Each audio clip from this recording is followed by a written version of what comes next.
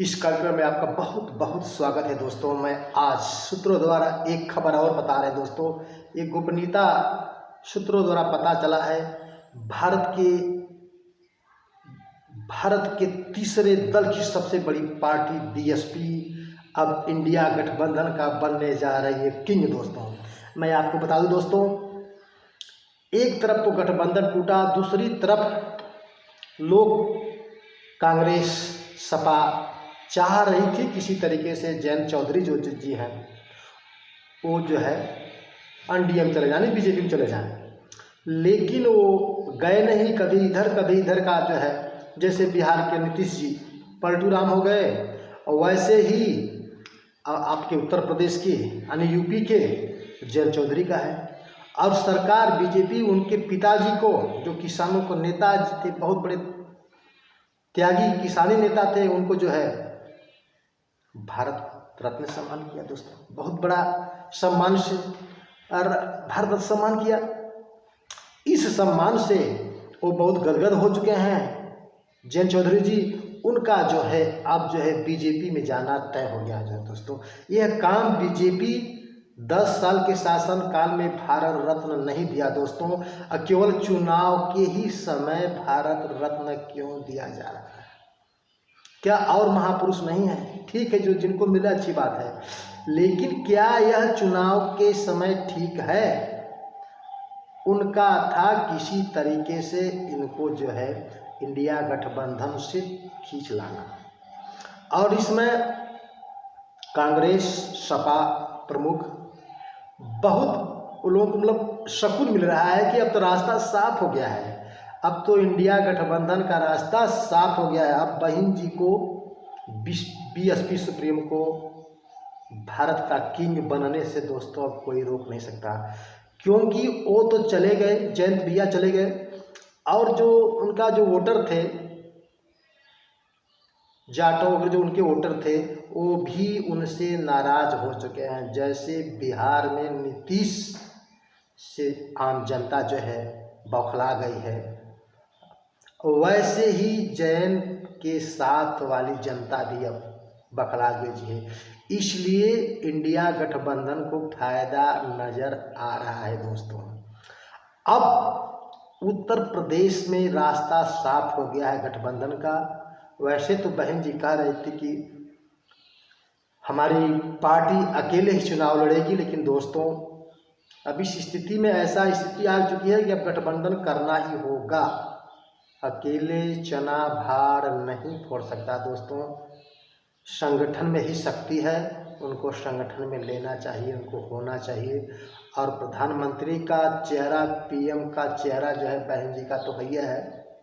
देश की सबसे बड़ी पार्टी जो शिक्षा पर काम की, रोजगार पर की, शोषण के विरुद्ध काम की, समानता के संविधान की तरफ से समानता पर काम की गया, देश के सभी शोषित वर्गों को अच्छा जिंदगी जिया उनके शासनकाल में दोस्तों।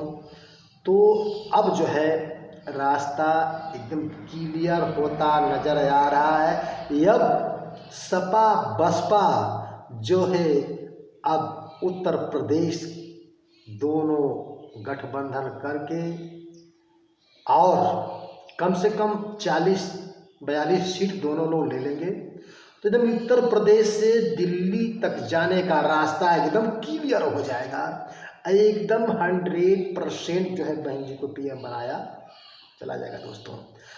अब जितने छोटे छोटे दल हैं जहाँ जहाँ भी हैं, वो अपने ही प्रांतों में ही हैं, अपने राज्य तक ही सीमित हैं। नंबर 1 पर बीजेपी है भाई, वोटों के आधार पर आप देख ही रहे हैं। दूसरे नंबर कांग्रेस ही आप देख ही रहे हैं, और तीसरे नंबर की जो सबसे बड़ी पार्टी है वो बीएसपी है दोस्तों। उसके बाद तो सभी छोटे छोटे दल हैं दोस्तों। अब जो है इंडिया गठबंधन का रास्ता साफ हो गया और बहन जी को पीएम का रास्ता साफ हो गया है। अब सारी पार्टियां एक हो गई है, सब अपना सीट का बंटवारा करें दोस्तों।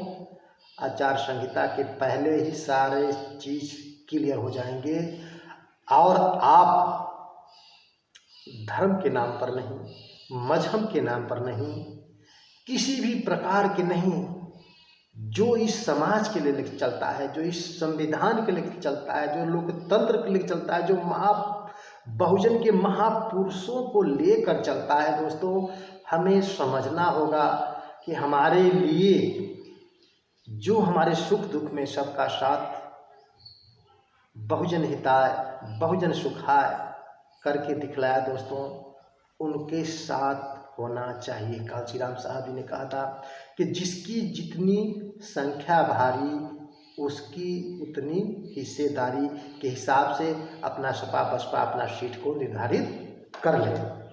और एक बात साहब जी ने, कांशीराम साहब जी ने और कहा था कि वोट हमारा और राज्य तुम्हारा, नहीं चलेगा नहीं चलेगा नहीं चलेगा। दोस्तों, तो ये बसपा यह पार्टी है जो महापुरुषों को लेकर चलती है और इसमें सभी बहुजन भाइयों को एक होकर के अपने शासन सत्ता को लेना चाहिए। दोस्तों, अगर इस समय अगर आप नहीं जुड़ेंगे तो स्थिति बहुत ही खतरनाक है।